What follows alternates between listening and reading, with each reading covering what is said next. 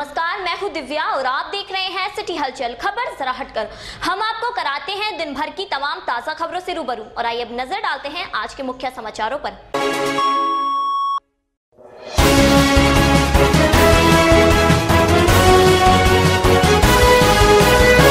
मुजफ्फरनगर में बीजेपी के खिलाफ पोस्टर वार के बाद सभी पार्टियों के लिए एक पोस्टर सर का दर्द बनने जा रहा है। मुजफ्फरनगर के सरकारी कर्मचारियों व अध्यापकों ने पुरानी पेंशन व्यवस्था बहाल न करने के विरोध में 2019 के चुनाव में सभी राजनीतिक पार्टियों का बहिष्कार करते हुए अपने घरों के बाहर पोस्टर लगाकर वोट न मांगने की नसीहत दी है। सभी कर्मचारियों द्वारा अपने घरों के बाहर किसी भी पार्टी के नेता को वोट न देकर नोटा पर मोहर लगाने की बात कही गई है। पोस्टर लगाने वाले सरकारी कर्मचारियों का कहना है कि अगर पुरानी पेंशन व्यवस्था बहाल नहीं की गई तो हम चुनाव में किसी भी पार्टी को वोट न देकर नोटा का बटन दबाएंगे। दरअसल मुजफ्फरनगर जनपद में निवास करने वाले सरकारी कर्मचारी व अध्यापकों ने पुरानी पेंशन व्यवस्था बहाल न करने के विरोध में अनोखा विरोध प्रदर्शन शुरू किया है। सरकारी कर्मचारियों व अध्यापकों ने अपने घरों के बाहर एक पोस्टर चस्पा कर दिया है, जिस पर सीधे तौर पर सभी राजनीतिक पार्टियों पर निशाना साधा गया है। और 2019 के चुनाव से पहले पुरानी पेंशन व्यवस्था बहाल नहीं की गई तो चुनाव में किसी भी पार्टी के नेता वोट मांगकर शर्मिंदा न हो, इस बार नोटा दबाएंगे। वहीं इन शिक्षकों की संख्या की बात की जाए तो इनकी संख्या हजारों में जा रही है और साथ में इनका पूरा परिवार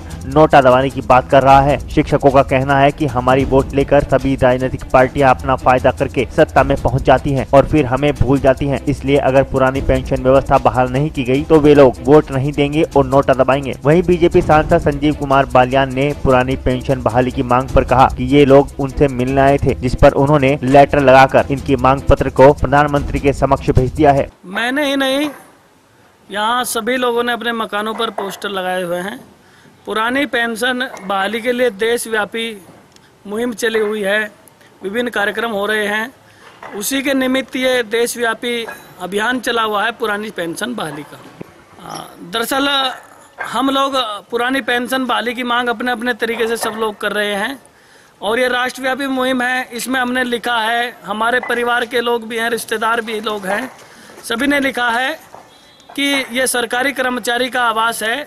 पुरानी पेंशन नीति बहाल होने तक किसी भी दल का कोई भी व्यक्ति यहाँ वोट के लिए ना आए, क्योंकि ये लोग वोट के लिए आते हैं और जनता की आवाज़ फिर ऊपर नहीं उठाते। जनता को खुद विवश होना पड़ता है अपनी आवाज़ उठाने के लिए। मांग है कि कर्मचारियों को जैसे पुरानी पेंशन मिलती थी पहले बुढ़ापे का सहारा, वो मिले। हम लोग व्यापार नहीं कर सकते, अपना कोई काम धंधा हम नहीं कर सकते क्योंकि सरकारी सेवा में है, हमारे लिए सब कुछ प्रतिबंधित है। ऐसे में हमें बुढ़ापे का सहारा पुरानी पेंशन मिला करती थी, वो पहले 2004 और 2005 में बंद कर दी गई थी।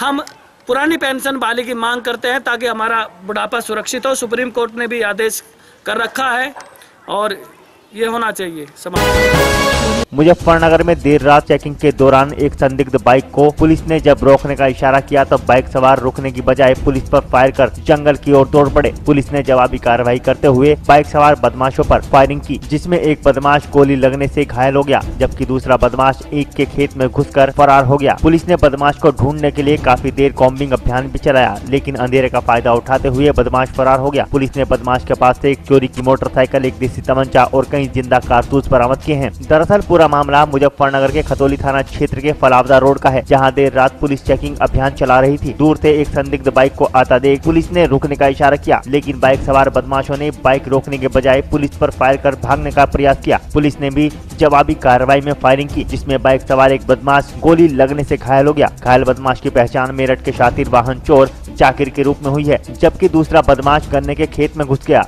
पुलिस ने काफी देर बदमाश को ढूंढने का प्रयास किया, लेकिन अंधेरे का फायदा उठाते हुए बदमाश भागने में सफल रहा। पकड़े गए बदमाश से पुलिस ने एक चोरी की मोटरसाइकिल, एक 315 बोर का देसी तमंचा, कई जिंदा कारतूस बरामद किए हैं। पकड़ा गया बदमाश मेरठ का शातिर वाहन चोर बताया जा रहा है। आज ये गंगधारी मोड़ पर चेकिंग चल रही थी बैरियर लगाकर, तो पवनावली की तरफ से एक मोटरसाइकिल पर 2 व्यक्ति आते हुए दिखाई दिए। जब इन्हें रोकने का प्रयास किया गया तो इनके द्वारा अंदर लिंक रोड पर मोटरसाइकिल रोक दी, पुलिस द्वारा पीछा किया गया। इनके द्वारा पुलिस पर जब घेरने का प्रयास किया गया तो फायरिंग की गई। पुलिस द्वारा क्रॉस फायरिंग में एक बदमाश के गोली लगी है और जो मोटरसाइकिल पे था दूसरा बदमाश गन्ने के खेत के अंदर भागने में सफल रहा, जिसका ढूंढने का प्रयास किया गया। घायल बदमाश की पहचान जाकिर के रूप में हुई है और ये एक बहुत शातिर वाहन चोर है और गैंग 26 के नाम से ये मेरठ में जाने जाते हैं, मेरठ का रहने वाला है। इनका इतिहास ये है कि जब ये चोरी करने निकलते हैं तो 25-26 से कम मोटरसाइकिल चोरी नहीं करते हैं। ये मोटरसाइकिल जो इनके पास से बरामद हुई है, ये मोटरसाइकिल भी हमारे यहाँ 4 दिसंबर को चोरी हुई थी और उसके बाद से इसकी लगातार तलाश की जा रही थी। यहाँ आज किसी घटना करने के इरादे से लोग आए थे। जो साथी इसका फरार हुआ उसका नाम इसने रिजवान के रूप में बताया है, जो खतौली का रहने वाला है। इनके पास से तमंचा, जिंदा और खोखा कारतूस बरामद हुए हैं। तमंचा 315 बोर का है। सर सातिर वाहन चोर है, कोई बाइक वगैरह मिली है इसके पास से? हाँ, इसके पास से जो बाइक मिली है वो हमारे यहाँ 4 दिसंबर को चोरी हुई थी खतौली से, वो बाइक इसके पास से मिली है। कोई नाम है सर इस पे? देखिए अभी मेरठ से पता किया जा रहा है, हमारे यहाँ से तो कोई नाम नहीं, लेकिन मेरठ से पता किया जा रहा है और अभी इसकी क्रिमिनल हिस्ट्री के बारे में पता किया जा रहा है। सर्व शिक्षा अभियान को और मजबूत बनाने के लिए सरकार प्रतिवर्ष करोड़ों रुपए खर्च कर रही है। साथ ही भारी भरकम वेतन देकर शिक्षकों की नियुक्तियां कर रही है, ताकि इन स्कूलों में शिक्षकों की कमी की वजह से शिक्षण कार्य प्रभावित न हो और नौनिहालों को अच्छी गुणवत्ता वाली शिक्षा मिल सके। लेकिन सरकार की इस महत्वाकांक्षी योजना के तहत पानी की तरह बहाए जा रहे करोड़ों रुपए से शिक्षक सहित शिक्षा विभाग के अधिकारी खिलवाड़ करते नजर आ रहे हैं। परिषदीय विद्यालयों में शिक्षक समय से स्कूल नहीं आ रहे तो शिक्षण कार्य के समय मोबाइल में व्यस्त रहते हैं। इनकी इस कारगुजारियों से नौनिहालों का भविष्य अधर में लटकता नजर आ रहा है। उत्तर प्रदेश की सरकार एक तरफ कॉन्वेंट स्कूल की तरह मॉडल भवन बनाकर अच्छी गुणवत्ता की शिक्षा देने का माहौल बना रही है, तो दूसरी तरफ इन शिक्षकों के कारण इस अभियान में पलीता लगते नजर आ रहा है। इतना ही नहीं, ग्रामीण अंचलों में शिक्षा का स्तर उच्च करने और नौनिहालों के भविष्य को संवारने के लिए सरकार जोर शोर से काम कर रही है, क्योंकि यही नौनिहाल आगे चलकर देश का भविष्य बनेंगे। लेकिन ये भारी भरकम वेतन लेने वाले शिक्षक बच्चों के भविष्य के साथ जमकर खिलवाड़ करते नजर आ रहे हैं। परिषदीय स्कूलों के भारी भरकम वेतन लेने वाले अध्यापक शिक्षण कार्य छोड़ लापरवाही से घूमते नजर आ रहे हैं, तो कुछ शिक्षण कार्य के समय मोबाइल चलाते नजर आ रहे हैं। इतना ही नहीं, ये मनबढ़ शिक्षक रसोईया को ही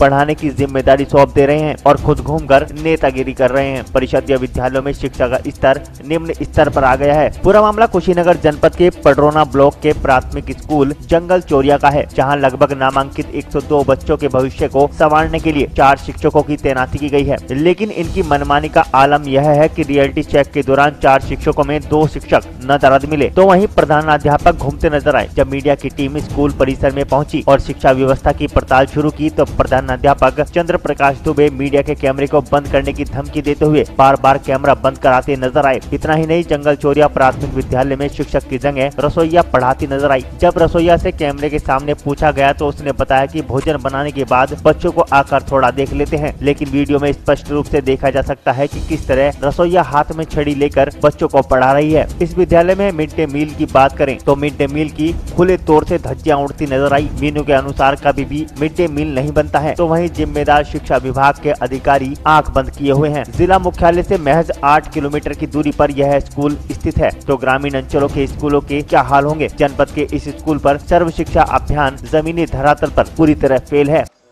पढ़ा नहीं रही, वो कहाँ पढ़ा रहे थे। यूट्यूब बना रहे हैं कि आप यूट्यूब बना रहे हैं, जो है कि यूट्यूब बातें केवल कर रहे हैं आप। जो है रसोईया नहीं पढ़ा रही है, रसोईया केवल जो है नहीं रसोईया पढ़ा रही है। वर्क निकलने के लिए कि निकले ना बाहर, उसके लिए खड़ी है, जो पढ़ा नहीं रही है उसको। वो पढ़ाती है ही नहीं। जो है आप लोग आ गए हैं तो डिस्टर्ब मान लीजिए कि उसके बाद ही जाएगा क्लास में आदमी। जब आप लोग जाएंगे तो 20 मिनट हो गया। नहीं ठीक है, हो गया। मतलब बच्चे बाहर खेल रहे थे, बाहर खेल रहे थे, इंटरवल में थे बच्चे, खाना खाने के बाद जो है खेल रहे थे। उसके बाद 20 मिनट देर जा रहे हैं क्लासरूम में। वही तरह लड़कन के खाना खियाए मानी खाना खियाए तो लड़कन के लगाए जरूरी है बा तनी मानी लड़कन के देख साल भर नहीं कह सकता। चलिए ठीक। आपके द्वारा एक प्रकरण संज्ञान में लाया गया है, इसमें जांच करा के इस पर सख्त कार्रवाई की जाएगी।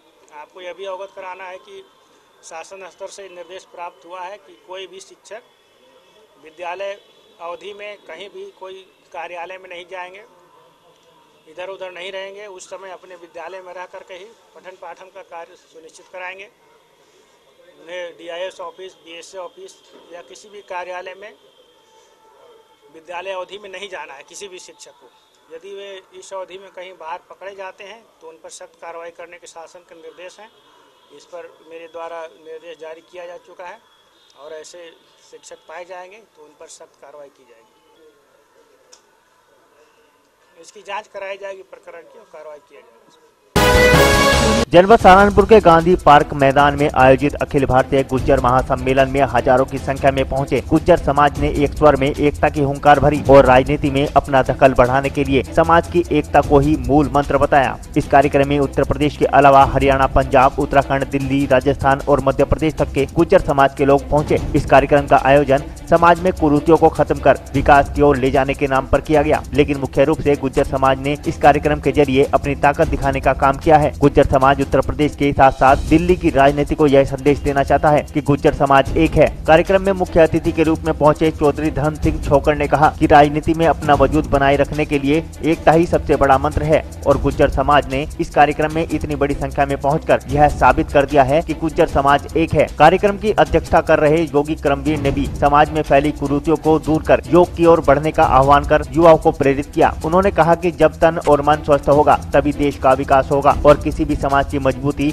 उसका युवा ही होता है, इसलिए युवा को राजनीति में आगे आना चाहिए। कार्यक्रम संयोजक मुकेश चौधरी ने हजारों की संख्या में पहुंचे गुज्जर समाज के लोगों का आभार जताते हुए कहा कि यह ऐतिहासिक सम्मेलन है। उन्होंने कहा कि 3 दशक पहले इस तरह का आयोजन हरियाणा में हुआ था और अब उत्तर प्रदेश की धरती से जो आगाज हुआ है वह दूर तक जाएगा। खास बात यह रही कि इस सम्मेलन में जाति के साथ साथ मानव सेवा को प्राथमिकता दी गई और युवाओं से मानवीयता को प्राथमिकता देने का आह्वान किया गया। अखिल भारतीय गुज्जर महासम्मेलन की तैयारियों में जहां गुज्जर समाज पिछले 2 महीने से लगा हुआ था, वहीं पुलिस प्रशासन ने भी काफी रिहर्सल किया था, लेकिन इतनी बड़ी संख्या में ट्रैक्टर ट्रॉलियां आने की वजह से पूरे शहर का ट्रैफिक जाम हो गया। हालांकि सहारनपुर एसएसपी दिनेश कुमार ने इसकी व्यवस्था एक दिन पहले ही कर ली थी और रूट डायवर्जन कर दिया था। शहर में सभी बड़े वाहनों के प्रवेश पर रोक लगा दी गई थी। इससे कहीं न कहीं राहत तो मिली, लेकिन इतनी बड़ी संख्या में बाहर आने से यहाँ जाम हो गया। गुज्जर महासम्मेलन में लोक संगीत और रागनी का भी आयोजन किया गया, जिसमें युवा जमकर थिरके और पूरे कार्यक्रम में जोश भर दिया। नौजवान पूरे जिले का, पूरे पश्चिम का और पूरे देश का जो लाखों लोग यहाँ आए हैं, ये अपने आप में साबित करता है कि गुज्जर एक है और गुज्जर आज संगठित होकर एक मंच पे आ चुका है। और जो जनसंख्या के हिसाब से हमारी राजनीतिक हिस्सेदारी होनी चाहिए वो हम लेकर रहेंगे। जो हमारे समाज की सबसे बड़ी समस्या है, नौजवान बच्चों की बेरोजगारी, शिक्षा, वो हम अपनी लेकर रहेंगे, क्योंकि हमारा समाज के जो नौजवान बच्चे हैं उनके रोजगार की बहुत बड़ी समस्या है और वो बिना राजनीतिक ताकत के मिल नहीं सकती। किसी भी समाज को रोजगार तभी मिलेगा जब उसके पास राजनीतिक ताकत होगी। और एजुकेशन, जो समाज एजुकेटेड होता है, जो समाज संस्कारी होता है और जो समाज राजनीति में ताकतवर होता है, वो समाज को कभी कोई मार नहीं सकता। हमें आज तीनों चीज़ों की जरूरत है, इसी के लिए हमने कार्यक्रम आयोजन किया है। और जिस तरह से नौजवानों ने, बुजुर्गों ने, भाइयों ने इकट्ठे होकर आज शामिल होने का काम किया है, मैं बिरादरी के सभी सरदारों का धन्यवाद करता हूं और सलाम करता हूं। आज के कार्यक्रम का एजेंडा यह था कि गुज्जर समाज की सामाजिक नीति, आर्थिक नीति, शिक्षा की नीति और राजनीतिक नीति कैसी होनी चाहिए, इस पर चिंतन मनन तमाम दलों के नेता, तमाम हमारे बुद्धिजीवी लोग, चाहे वो प्रोफेसर हो, साइंटिस्ट हो, डॉक्टर्स हो, आर्मी के रिटायर्ड अधिकारी हो, पुलिस के अधिकारी हो, आईपीएस हो, आईएएस हो, चाहे जजेज हो, सभी को बुला के एक मंच पे इकट्ठा करके ये जो मैंने आपको बताया सामाजिक, आर्थिक, राजनीतिक और शिक्षा की नीति हमारी कैसी होनी चाहिए, इस पर यही एजेंडा हम लोगों ने रखा है। इस पर हमें विस्तार से हम लोग चर्चा कर रहे हैं। सम्मेलन के बाद किस तरह के परिणाम देखते हैं? निश्चित तौर पर भाइयों, सम्मेलन के बाद पूरे देश में 9 राज्यों में गुज्जर समाज किसी भी दल को हराने और जिताने की हैसियत रखता है, जम्मू कश्मीर से लेकर कन्याकुमारी तक। सम्मेलन के बाद जो लखनऊ और दिल्ली में किसी भी दल का नेता हो, उसकी आंख खुल जाएगी कि ये जो गुज्जर समाज है ये जागरूक हो चुका है, ये जनसंख्या के हिसाब से अपनी हिस्सेदारी लेके रहेगा। जनपद शामली के थाना भवन नगर के दिल्ली सहारनपुर रोड पर रतन सर्विस स्टेशन के सामने समाजवादी पार्टी कार्यकर्ता सम्मेलन का आयोजन किया गया, जिसमें मुख्य अतिथि के रूप में राष्ट्रीय प्रवक्ता प्रोफेसर डॉक्टर सुधीर पवार ने भाजपा पर जमकर हमला बोलते हुए कहा कि भाजपा सरकार सिर्फ जुमलों और झूठ की सरकार रह गई है तथा सभी से अपील है कि चुनाव आने वाले हैं, इसलिए भाजपा सरकार हिंदू मुस्लिम दंगा करा सकती है, जिसका उदाहरण बुलंदशहर में देखने को मिला है। इसलिए कोई भी भाई आपस में बिल्कुल मत लड़े, क्योंकि भाजपा देश की 82% हिंदू आबादी को 18 18% मुस्लिम आबादी से डराती है और 82% हिंदुओं की सुरक्षा का ठेका लेती है। वहीं सपा जिला अध्यक्ष अशोक चौधरी ने कहा कि चुनाव के मद्देनजर हर सप्ताह अलग अलग प्रकोष्ठ की मीटिंग की जाएगी। सुधीर पवार ने अपने प्रयासों से अपनी सरकार में क्षेत्र में 32 सड़कें व 20 पानी की टंकियां बनाई और बताया कि आज देश का प्रधानमंत्री एक गुजराती बनिया है तो अपने गुजराती बंधुओं से देश को लुटवा रहा है। इस दौरान उन्होंने समाजवादी पार्टी की उपलब्धियों को गिनवाया। मिलन की और नए खून की जरूरत है जो आज हमें यहाँ थाना भवन में मिल गया। गठबंधन होगा, हमारे राष्ट्रीय अध्यक्ष जी की जिम्मेदारी है, वही उसके बारे में निर्णय लेंगे। लेकिन अभी तक के जो हालात दिखाई दे रहे हैं उससे ये है कि गठबंधन होगा, क्योंकि और प्रदेशों में सफल रहा और जनता ने गठबंधन के पक्ष में वोट दिया। शामली जनपद के अनंता हॉस्पिटल में अचानक आग लग गई, जिसमें एक युवती आग की चपेट में आने से झुलस गई। अचानक हॉस्पिटल में आग लगने से अफरा तफरी मच गई। बताया जा रहा है आग से झुलसी युवती हॉस्पिटल में धूनी रमा रही थी, जिससे अचानक आग लगी और हॉस्पिटल में रखे जरूरी कागजात व हजारों का सामान जलकर राख हो गया। आग लगने की सूचना पर पुलिस मौके पर पहुंची और जाँच पड़ताल शुरू कर दी। दरअसल मामला जनपद शामली के सदर कोतवाली क्षेत्र के अनंता हॉस्पिटल का है, जहाँ पर धूनी रमाते समय हॉस्पिटल में आग लग गई, जिससे हॉस्पिटल में अफरा तफरी मच गई और आग की चपेट में आने से एक युवती झुलस गई। पीड़ित महिला का उपचार हॉस्पिटल में चल रहा है। वहीं सूचना मिलते ही पुलिस भी मौके पर पहुंच गई, लेकिन जो हॉस्पिटल प्रबंधक है वो अपने आप को इस पूरे मामले से बचाता नजर आया। गनीमत ये रही कि समय से पहले आग पर काबू पा लिया गया और एक बड़ी घटना शामली में होने से टल गई। लेकिन सवाल हॉस्पिटल संचालक से है कि हॉस्पिटल में मरीजों का जिम्मा उठाने के दावे करने वाला इस मामलों को लेकर लापरवाह क्यों बना रहा। सवाल कई है, लेकिन हॉस्पिटल संचालक इस घटना को खुद से बचाने में लगे हैं। घटना की सूचना पर पुलिस विभाग की टीम मौके पर पहुंची और इस पूरे मामले की जांच शुरू कर दी। फिलहाल जो युवती है उसे हॉस्पिटल में उपचार दिया जा रहा है और युवती के परिजनों को भी इस मामले की जानकारी दे दी गई है। मैं रास्ते में था, मैं आ रहा था तो मेरे मैनेजर का फ़ोन आया था। तो हम दिन में गोसा जलाते हैं, वो जला रहे थे तो वो उससे सिपरेट उसके हाथ से छूटी और उसके ऊपर वो छिलक गई और जिसकी वजह से आग का उसको सेका लगा। कुछ नहीं, ज़्यादा तो नहीं है, अभी तो ड्रेसिंग हुई है, ठीक है, बातचीत कर रही है, सारा कुछ है। घर वाले भी आ गए हैं, वो देख के अपने काम पे चले गए हैं। उसके फादर आए थे, उसके सिस्टर ये। आग नहीं लगी, इनके यहाँ रिसेप्शनिस्ट है, वो बता रहे थे हॉस्पिटल वाले के हम लोग कभी कभी वो करते हैं खुशबू वगैरह के लिए, गंदगी ना हो हॉस्पिटल में, उसके लिए कभी कभी धूनी वगैरह खींचते हैं। तो वो उपले पे और वो स्प्रिट डाल के उसे घुमाने के लिए कर रही थी, तो अचानक से छलका और उसके पेट पर, लेडी होने के नाते देख तो नहीं पाया, लेकिन जो बताया इन्होंने कि हल्का सा पेट पर उसकी जलन हुआ है। क्या नाम है?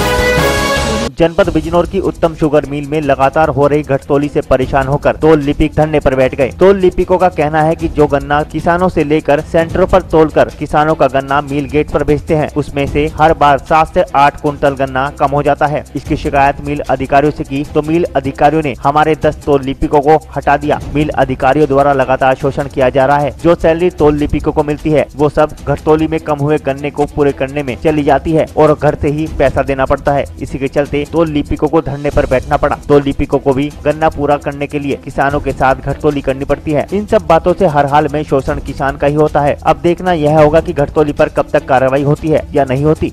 साहब, इसका रिकवरी बढ़ाने का मामला है, जो पर्स इन पर 23% की रिकवरी क्यों नहीं आ रही, तो इस वजह से घटतोली करते हैं और रिकवरी बढ़ा देते हैं। बस हमारा घटतोली रोकने का है, घटतोली ना हो, क्योंकि हम भी जो है नील सेंटरों पर तोल करते हैं और मिल द्वारा घटतोली होती है तो हमारे गन्ने घट जाते हैं। सैलरी हमारी 7200 रुपये है और मिलों में 20, 25, 30 हजार तक सैलरी है। नहीं, कभी कभी 200-400 रुपये बढ़ा देते हैं, बाकी 7200 रुपये हमारी लाट सैलरी है। हर साल हर सत्र में हमने इसकी शिकायत की।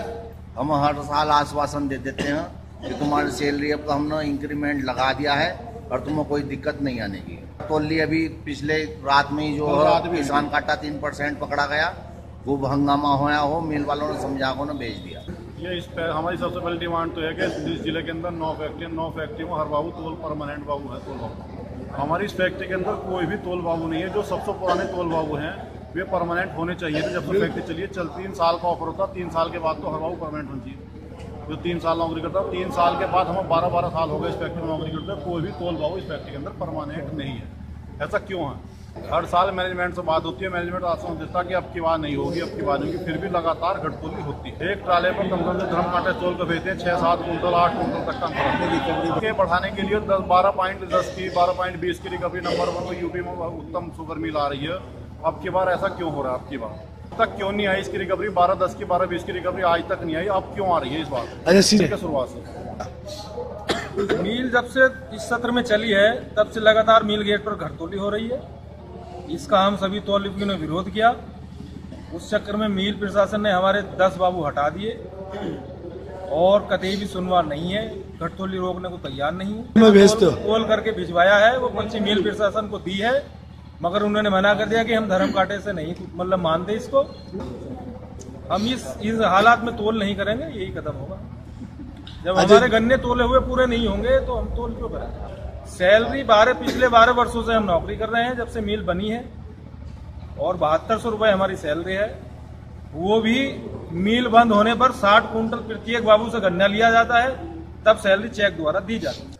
हमारी चीनी मिल में कोई भी किसी भी प्रकार की घटतोली नहीं होती। हमारे चीनी मिल गेट के पांचों कांटे सरकार द्वारा प्रमाणित हैं। कांटाबाड़ इंस्पेक्टर नजीमाबाद और बिजनौर द्वारा उनका सर्टिफिकेट दिया जाता है, और समय समय पर इनकी गवर्नमेंट अधिकारी के द्वारा भी जांच की जाती रहती है। हम खुद भी रोजाना दिन में 2 बार अपने कांटों की जांच करते हैं। इस बात में कोई सत्यता नहीं कि हमारे यहाँ कोई घटतोली होती है। अच्छा, उनका एक आरोप और है कि हमारी जो सैलरी है महीने के जब मिल बंद हो जाती है उसकी 2 महीने बाद मिलती है। हमारे यहाँ मासिक रूप से तनख्वाह बनती है। छोटे से छोटे और बड़े से बड़े अधिकारी की सबकी तनख्वाह मासिक रूप से बनती है, वो मासिक रूप से भुगतान करते हैं। ऐसा हमारे यहाँ कोई प्रोविजन नहीं है कि हम किसी की तनख्वाह रोक सकें, क्योंकि हम सबकी सैलरी मासिक रूप से भुगतान करते आए। अच्छा, एक किसान का भी आरोप है कि मैं टाली लाया था, मेरा भी 1.5 कुंटल गन्ना कम हुआ है, उसमें आप क्या कहते? धर्म कांटे से जी। हम अपने कांटों के लिए हम जिम्मेदार हैं। हम अपने कांटों को लेकर हम निश्चित है कि हमारे कांटे सब बिल्कुल ठीक हैं। क्षेत्र में जो धर्म कांटे हैं, हमारे द्वारा 11 तारीख में अपनी गन्ने की टोली भेज के क्षेत्र के 9 धर्म कांटों पे घुमाई गई, और दुर्भाग्य से 9 के 9 धर्म कांटों पर उसका अलग अलग वजन आया, जिसकी हमारे द्वारा खुद शिकायत जिलाधिकारी को की गई है, और जिलाधिकारी द्वारा उसके स्तर में जांच कमेटी बनाई गई है। मीरापुर बस स्टैंड के निकट एक मंडप में आयोजित एकता एंटी करप्शन संस्था के बैनर तले पश्चिमी उत्तर प्रदेश कार्यकर्ता महासम्मेलन का आयोजन किया गया। सम्मेलन में संस्था के राष्ट्रीय अध्यक्ष डॉक्टर फरमान सिद्दीकी ने बेटी बचाओ बेटी पढ़ाओ को विस्तार से बताते हुए कहा कि बालिका शिक्षा समाज की शैक्षिक उन्नति के लिए आवश्यक है। उन्होंने देश को भ्रष्टाचार मुक्त करने के लिए सभी को एक मंच पर आने का आह्वान किया। उन्होंने कहा कि भ्रष्टाचार से देश की आर्थिक स्थिति का प्रतिकूल प्रभाव पड़ रहा है। भ्रष्टाचार के चलते कानून व्यवस्था भी कमजोर हुई है। उन्होंने सांप्रदायिक सद्भाव की वकालत करते हुए कहा कि देश के प्रत्येक नागरिक को आपसी मेल मिलाप से आगे बढ़ना है। सम्मेलन में फरवरी माह में 11 गरीब युवतियों के सामूहिक विवाह की घोषणा की गई। कार्यक्रम में सैयद अजीज पासा, जियाउलक राणा, हाजी शरीफ सैफी, मकसूद अहमद, कमलेश कुमार, वसीम अख्तर, राजकुमार, धर्मेंद्र राणा, अनिल स्वामी, हीना परवीन, भगत सिंह, रुखसाना बेगम आदि ने अपने विचार व्यक्त किए। संचालन जियाउलक राणा ने तथा अध्यक्षता डॉक्टर फरमान सिद्दीकी ने की। एंटी करप्शन जो भारत के अंदर सभी पदाधिकारी और कार्यकर्ता हैं जो एकता एंटी करप्शन में सहयोग करते हैं, उनके माध्यम से इन 11 लड़कियों की शादी कराई जाएगी। और माननीय भ्रष्टाचार के लिए क्या आपके एकता एंटी करप्शन भ्रष्टाचार के लिए अपने कार्यकर्ताओं प्रशासन की मदद के लिए लड़ती है और उसको रुकवाने में काम करती है। और आगे नेतृत्व में जो हो रहा है सिद्दीकी साहब के, तो वो जो ना सारे हिंदुस्तान से प्रतिनिधि यहाँ पर आए हैं, क्योंकि आज हम देख रहे हैं कि हमारे भारत देश में एक बहुत बड़ी सामाजिक जो बुराई है, जो दीमक की मानी खा रही है, वो भ्रष्टाचार है। और आज हम सारी दुनिया के जो देश है इसमें अगर हम देखें तो 118 देशों में हमारा नाम 81 है। तो हम चाहते हैं कि हमारे देश में जो है ना ये सामाजिक बुराई दूर हो। और सबसे अफसोस की बात यह है और आश्चर्यजनक बात यह है कि सारे हिंदुस्तान में यूपी नंबर 1 है। 79 जो प्रतिशत जो है यहाँ पर, इसके बाद पंजाब और मध्य प्रदेश का नाम है। तो आखिर इस बीमारी को दूर करने के लिए क्या करना चाहिए? तो जब तक पब्लिक इसको एक चैलेंजिंग तरीके से न ले तो वो जो है बात आगे बढ़ने वाली नहीं है। और एक दूसरी बात ये कि पब्लिक को ये भी पता नहीं है कि जैसे यूपी है, यूपी में हेल्पलाइन भी है एंटी करप्शन का, तो वो लोगों को पता नहीं है। और इस मामले में हुकूमत का भी इसमें कमज़ोरी है कि इन्होंने इस मामले में कोई भरपूर प्रचार भी नहीं किया लोगों को कहने के लिए कि भाई अगर कुछ ऐसे केसेस हैं हमारे दृष्टि में अगर लाए तो इसको क्या करना चाहिए, हम इसको ऊपर क्या कार्रवाई करना चाहिए करेंगे। तो मगर हुकूमत भी इस मामले में फेल है। मैं यही चाहता हूँ कि जो इससे पहले पिछले 10 साल से हम देख रहे हैं हिंदुस्तान में बड़े बड़े स्कैम्स हुए हैं, जो सारी हमारे इंडिया के लिए बड़ी शर्मनाक बात है तो हम नहीं चाहते कि आने वाले दिनों में फिर जो है ना ये भ्रष्टाचार जो ना आगे बढ़े। तो जो जैसा कि ब्राज़ील में किया गया, जितने भी भ्रष्टाचार लोगों की जो दौलतें वहाँ पर जो स्विट्ज़रलैंड में था, उनकी पूरी जायदाद जब्त कर ली गई। तो यहाँ पर भी कोई क़दम उठाना चाहिए, सिर्फ वादे से कुछ काम नहीं होने वाला है। तो जब तक इस सामाजिक बुराई को हम दूर नहीं करेंगे तो हिंदुस्तान में ये नाइंसाफ़ी चलती रहेगी, अन्याय ही चलता रहेगा। तो आज हम जो है ना यहाँ हमारे डॉक्टर फरमान सिद्दीकी के नेतृत्व में जो ये ऑल इंडिया कन्वेंशन जो बुलाया गया है, तो लोगों को ये उजागर करने के लिए कि ये इसको एक चैलेंजिंग के तौर पे लेके हमको लड़ना चाहिए, ताकि सामाजिक बुराई ना हमेशा के लिए दूर हो सके। दूर तो ना हो सके, कम से कम तो हो सके।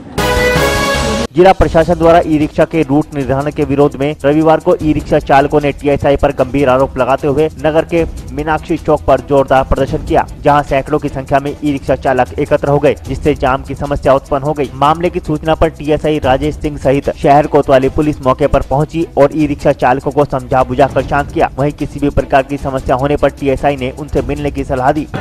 ई रिक्शाओं की बढ़ती संख्या को देखते हुए और आम जनमानस को जो परेशानी हो रही थी, उसके दृष्टिगत हम लोगों ने आरटीओ साहब की तरफ से, सिटी मजिस्ट्रेट साहब की तरफ से, सबकी तरफ से ये तय हुआ था कि मीनाक्षी चौक से शिव चौक की तरफ, हनुमान चौक से शिव चौक की तरफ और एचडी मार्केट से शिव चौक की तरफ नहीं जाएंगे, क्योंकि शहर का वो मेन मार्केट है, वहाँ भीड़ लगी रहती है। इनकी आड़ में लोग छीना झपटी भी कर रहे थे, काफ़ी चोरियों की शिकायत हो रही थी। 3-4 दिन से आप लोग देख रहे हो, काफ़ी सुविधा थी। क्योंकि ये पढ़े लिखे नहीं हैं, इनको जानकारी कम है, किसी ने इनको बरगला दिया कि आपका इससे केवल आप यहाँ नहीं चलोगे तो आपको नुकसान होगा, जबकि बहुत बड़ा इलाका है, आपको वहाँ से भी सवारी मिलती है, महावीर चौक से भी, रोडवेज से भी, स्टेशन से भी, हर जगह से।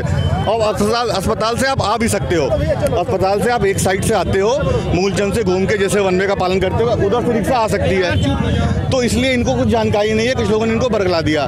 2-4 इनके चालान हो गए गलत चलने पे, तो इनको लगा कि हमारे साथ ज्यादती हो रही है। तो हमने कहा कि अगर आपको कोई समस्या हो तो आप मेरे पास आओ, आपको कोई दिक्कत हो गई है, आपको चालान हो गया, तो हम लोग कम में उसको एसपी ट्रैफिक साहब से बात करके कि चलिए पहली बार गलती होगी, इनको माफ़ कर दिया जाए। इसी को लेके इनको समझा दिया गया है, अगर कोई समस्या होगी ये हमारे पास आएंगे, उसको हम लोग सॉल्व करेंगे।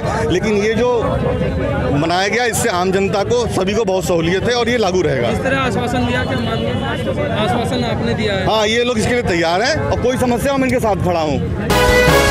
कस्बा जानसठ के डीएवी कॉलेज के मैदान में आगामी 23 दिसंबर से जानसठ क्रिकेट लीग का आयोजन होने जा रहा है, जिसको लेकर रविवार को कस्बा जानसठ में कांग्रेसी नेता अब्बास अली के आवास पर बैठक का आयोजन किया गया, जिसमें ट्रॉफी का अनावरण किया गया। इस दौरान राजीव गांधी खेल रत्न अवार्ड से सम्मानित अंतर्राष्ट्रीय शूटिंग खिलाड़ी रंजन सोडी, अर्जुन अवार्डी और Commonwealth games gold medallist Murad Ali Khan मौजूद रहे। जहाँ जानकारी देते हुए बताया गया कि 23 दिसंबर से मैचों का शुभारंभ किया जाएगा, जिसमें कई टीमें प्रतिभाग करेंगी। वहीं फाइनल मैच 6 जनवरी को डीएवी इंटर कॉलेज के मैदान में होगा। इस टूर्नामेंट को कई प्रसिद्ध कंपनियां प्रायोजित कर रही हैं।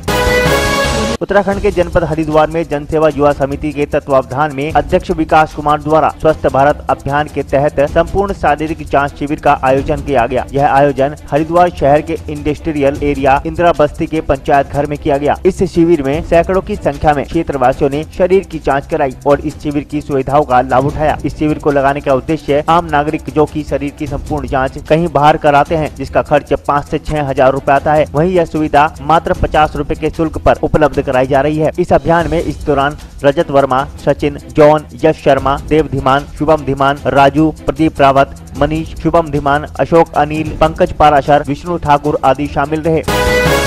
उत्तराखंड के जनपद हरिद्वार में मां गंगा जागृति सेवा दल द्वारा स्वच्छता अभियान के तहत गंगा की सफाई की गई। युवाओं की टोली हर रविवार को सुबह उठकर विभिन्न घाटों पर पहुंचकर स्वच्छता अभियान कर लोगों को संदेश दे रही है। यह कार्य काफी सराहनीय है। संस्था के अध्यक्ष अजय जोशी ने कहा कि कुछ लोगों से चली यह मुहिम आज 500 से ज्यादा युवा भाई बहन इस मुहिम में है। हरिद्वार के कई घाट व रुड़की से टोईवाला तक मां गंगा जागृति सेवा दल निस्वार्थ कार्य कर रही है। वहीं यह संस्था जनता के बीच जाकर लोगों को मां गंगा व अपने आसपास स्वच्छता के लिए जागरूक करती है और गंदगी न करने के लिए लोगों को शपथ दिलाती है। वहीं नुक्कड़ नाटक के जरिए गंगा का जीवन का महत्व भी लोगों को बताया जाता है। उत्तराखंड के जनपद हरिद्वार में मां गंगा समाज सेवा समिति ट्रस्ट द्वारा हरिद्वार के माध्यम से पंतदीप पार्किंग के सामने सफाई अभियान चलाया गया, जिसमें ट्रस्ट के सभी सदस्यों ने मिलकर पॉलीथीन को एक जगह एकत्र किया। समिति के कैलाश भट्ट ने बताया कि लगभग 1 वर्ष से KRL कंपनी द्वारा इस मैदान में कूड़ा डाला जा रहा है, जिससे जिलाधिकारी को कई बार अवगत भी कराया जा चुका है, लेकिन किसी प्रकार की कोई कार्रवाई नहीं हुई। इस दौरान एक घायल नंदी का भी उपचार किया गया, जिसमें विपिन यादव ने नंदी का उपचार किया और कैलाश भट्ट जी के माध्यम से नंदी की दवाई की व्यवस्था की गई। रविवार को दंडवत यात्रा पर निकले बलिया निवासी राजेश यादव जनपद मुजफ्फरनगर में पहुंचे, जहां उन्होंने बताया कि उनकी यह दंडवत यात्रा समान नागरिक शिक्षा को लेकर निकाली गई है, जो हरिद्वार से प्रारंभ की गई है और यह यात्रा दिल्ली में जाकर संपन्न होगी। उन्होंने कहा कि जिस प्रकार आम जनता के बच्चे सरकारी विद्यालयों में शिक्षा ग्रहण करते हैं, उसी प्रकार नेताओं और अधिकारियों के बच्चे भी सरकारी विद्यालयों में पढ़ने चाहिए, ताकि शिक्षा का स्तर सुधर सके। जनपद शामली के थाना भवन क्षेत्र में एक अज्ञात युवक द्वारा फोन कॉल कर पिछले कई दिनों से मिल रही जान से मारने की धमकी से युवक बुरी तरह भयभीत है। युवक का कहना है कि कोई अज्ञात व्यक्ति फोन कर उसे जान से मारने की धमकी दे रहा है, जिससे डरे हुए युवक ने थाना भवन थाने में तहरीर देकर उक्त व्यक्ति के खिलाफ कानूनी कार्रवाई की मांग की है। मामला जनपद शामली के थाना भवन थाना क्षेत्र के गाँव कादरगढ़ का है, जहाँ अरशद पुत्र फारूक ने थाने में तहरीर देकर बताया कि पिछले कई दिन से किसी अज्ञात नंबर से उसे गंदी गंदी गालियां व उसके परिवार को जान से मारने की धमकी दी जा रही है, जिससे वह बहुत घबराया हुआ है और उसे डर है कि कहीं उसके साथ कोई अनहोनी न हो जाए। वहीं थाना प्रभारी धर्मेंद्र सिंह पवार ने अरशद को उचित कार्रवाई करने का आश्वासन दिया है। मुझे फ़ोन पे जान से मारने की धमकी दी गई, भद्दी भद्दी गालियाँ माँ बहनों को, उसके बाद जान से मारने की धमकी, कह रहा कि गांव छुड़वा दूंगा। मतलब इस तरह के मैं तो भयभीत हूँ जी जब से बहुत ज़्यादा। परवेज है जी, सहारनपुर शहर का रहने वाला है, नहीं अनजान है मेरे लिए, तो मैं तो कभी मिला नहीं, जानता नहीं। कॉल डिटेल में निकला जी उसका नाम, थाने में तहरीर दे दीजिए। अब तैयारी, आज थाने में तहरीर दी, अब तैयारी है जी इसके, मतलब अच्छा आश्वासन मिला के कार्रवाई होगी। उनका पूरा खतरा है जी, कार्रवाई होनी चाहिए जी इस पर। अब मान लो मुझे तो देर सवेर कहीं अंदर बाहर जाना आना है, मतलब किसी भी उसमें फंसा दे, वो मुझे खुद क्राइम करके मेरा नाम ले दे, कुछ भी कर दे, देखो तो कुछ भी कर सकता है ऐसा शख्स। यही तो पता नहीं चल रहा जी, वो तो उसके पकड़ में आने के बाद कार्रवाई होगी। कोई नहीं जी, कभी आना जाना नहीं, जानता नहीं, मैं उसे नहीं जानता, वो मुझे नहीं जानता। अब उससे तो मेरे नाम का कैसे पता चला। जनपद बिजनौर के चांदपुर में भारतीय जनता पार्टी के नेतृत्व में 1 दिसंबर से 15 दिसंबर तक प्रदेश भर में कमल संदेश यात्रा का आयोजन किया गया था। शनिवार को भाजपा की कमल संदेश यात्रा विधानसभा क्षेत्र चांदपुर में भ्रमण के बाद नगर स्थित डाक बंगले में आकर संपन्न हुई, जहां भाजपा कार्यकर्ताओं ने पहुंचकर एक बैठक की, जिसकी अध्यक्षता राजन गौतम ने की तथा संचालन डॉक्टर योगेंद्र सिंह ने किया। क्षेत्रीय विधायक कमलेश सैनी ने भाजपा कार्यकर्ताओं की जमकर तारीफ करते हुए कहा कि कार्यकर्ताओं ने विधानसभा क्षेत्र में पदयात्रा में जो जोश दिखाया है, उसी जोश के साथ 2019 में होने वाले लोकसभा चुनाव जीतने के लिए अभी से जुट जाएं। उन्होंने भाजपा कार्यकर्ताओं से संयम बनाए रखने की तथा जनहित कार्यों में बढ़ चढ़कर हिस्सा लेने के लिए आह्वान किया। विधानसभा प्रभारी नीरज शर्मा ने भी कार्यकर्ताओं से नरेंद्र मोदी के हाथों को मजबूत करने की अपील की। इस अवसर पर भाजपा जिला उपाध्यक्ष विवेक अग्रवाल, अशोक नेता, विधायक पति हरिराज सिंह, प्रधान विपिन कुमार, कमल सिंह, पुष्कर, राजकुमार, योगेंद्र सिंह, प्रहलाद जोशी, महिला मोर्चा की नगर अध्यक्ष प्रीति कौशिक, शोभा शर्मा, सीमा रानी, रागिनी, कंचन आदि मौजूद रहे। ये कमल संदेश पद यात्रा 1 तारीख से चलकर आज 15 तारीख को इसका समापन हुआ है और इसकी 8 टोली बनाई गई थी, जिसमें से 25-25 कार्यकर्ता हमारे लगे थे और ये यात्रा हमारी बहुत सफल रही। सारे कार्यकर्ताओं ने इसमें बढ़ चढ़ कर भागीदारी ली और मैं भी कई टोलियों में मेरा भी जाना रहा। कहीं कहीं एक आध दिन मजबूरी रही तो मैं उसमें नहीं जा पाई, लेकिन मेरे सारे कार्यकर्ता ने बढ़ चढ़कर इसमें भागीदारी ली है और 2019 की तैयारी में हमारे कार्यकर्ता जुट गए हैं। 2019 में माननीय नरेंद्र मोदी जी के नेतृत्व में ही भारतीय जनता पार्टी की सरकार बनेगी और मोदी जी इस देश के पुनः प्रधानमंत्री बनेंगे। जनपद शामली के कस्बा थाना भवन में शौच के लिए गए एक व्यक्ति की बाइक लेकर चोर फरार हो गए। मामला जनपद शामली के थाना भवन का है, जहां हरिद्वार के सीतापुर निवासी नरेश मलिक अपने दोस्त की बेटी की शादी में शामली जा रहा था। जब वह रास्ते में हिंड के पास पहुंचा तो उसने अपनी बाइक साइड में लगाकर शौच के लिए चला गया, जहां अज्ञात चोर उसकी बाइक लेकर फरार हो गए। पीछे से आ रहे ट्रैक्टर ट्रॉली वालों ने बताया कि उसकी बाइक चोर लेकर फरार हो गए हैं। नरेश मलिक ने डायल 100 पुलिस को फोन किया। मौके पर पहुंची थाना भवन पुलिस ने मौका मुआयना किया और पीड़ित की तहरीर लेकर कार्रवाई शुरू कर दी। पीड़ित ने बताया कि उसकी बाइक का नंबर UP 1620Z 8827 है। वो साइड में खड़ी करके और बाथरूम करने लगे और बाथरूम करते एकदम से ट्रैक्टर वाले ने आवाज मारी मुझे क्या लगा भैया आपकी बाइक ले गया, आपकी बाइक ले गया। वो हेलमेट नीचे फेंक कर चला गया। ठीक है, मैं बाइक वाले से हेल्प मांगी, वो बेचारा बहुत देर तक दौड़ा वहाँ तक, तो उसके बाद में नहीं कुछ मतलब कोई समाधान नहीं हुआ। फिर मैंने 100 नंबर पर फ़ोन किया, 100 नंबर वाले हेल्प की, बहुत जल्दी आए, ऐसा नहीं। तो उसके बाद कोई डिसीजन नहीं मिला अब तक कुछ भी उसके बारे में। नहीं तो आप कहाँ से आए थे और कहाँ जा रहे थे? सर मैं हरिद्वार साइड से आ रहा था और सामने मेरे फ्रेंड की लड़की की शादी थी, उसमें मैं इनवाइट के लिए उसमें जा रहा था कन्यादान लेने के लिए। हरिद्वार नागरिक मंच के पदाधिकारियों द्वारा पीसीएस रेलवे बोर्ड अध्यक्ष रमेश चंद्र रतन के साथ एक मुख्य बैठक में हरिद्वार क्षेत्र में रेलवे प्रणाली को और भी सुविधाजनक बनाने हेतु कई सुझाव दिए गए, जिसमें संस्था के अध्यक्ष डॉक्टर सुनील कुमार बत्रा ने कहा कि दिल्ली से कुंभ नगरी हरिद्वार के लिए सुबह के समय कोई ट्रेन श्रद्धालुओं एवं आम जनता के लिए उपलब्ध नहीं है। समय की मांग है और हमारा आग्रह है कि एक ट्रेन ब्रह्मकुंड मेल के नाम से प्रातः 6 बजे पुरानी दिल्ली से वाया शामली चले, जो हरिद्वार सुबह 10 बजे पहुँच जाए। सारे दिन तीर्थ यात्री गंगा स्नान कर घूम फिर कर व्यवसायी अपना व्यापार कर शाम की आरती के बाद रात्रि 8:30 बजे वही ट्रेन ब्रह्मकुंड मेल हरिद्वार से चलकर वाया शामली रात्रि 12:30 बजे पुरानी दिल्ली स्टेशन पर पहुंचे। वहीं संस्था के वरिष्ठ उपाध्यक्ष जगदीश लाल पाहवा ने कहा कि नया Haridwar station multi storey parking के साथ बनाया जाए, जिससे ऋषिकुल बड़ा ग्राउंड होने के कारण यहाँ मल्टी स्टोर पार्किंग बनना आसान है। रेलवे की आमदनी बढ़ेगी, पार्किंग के नीचे बहुत विशाल रोड मिलेगा, जिससे आने वाले कुंभ में 2 करोड़ की बड़ी भीड़ तीर्थ यात्रियों को आसानी से संभाला जा सकता है, जिससे जान माल की तो सुरक्षा होगी ही और सरकार द्वारा केवल बनारस ही नहीं हरिद्वार की दशा सुधारने पर भी ध्यान दिया जाएगा, जो पूरे राष्ट्र में आस्था और श्रद्धा का केंद्र है। वहीं उन्होंने ट्रेन की बोगियों में सीसीटीवी कैमरे लगाए जाने की भी मांग की। बैठक के बाद पीसीएस रेलवे बोर्ड अध्यक्ष रमेश चंद्र रतन ने सभी सुझावों को सुनकर आश्वासन दिलाया कि उनके सुझावों को रेलवे विभाग में प्रस्तुत कर शीघ्र से शीघ्र कार्रवाई की जाएगी। और आज के अंक में बस इतना ही। कल फिर से हाजिर होते हैं कुछ और नई ताजा खबरों के साथ। तब तक देखते रहिए सिटी हलचल, खबर सरा हटकर।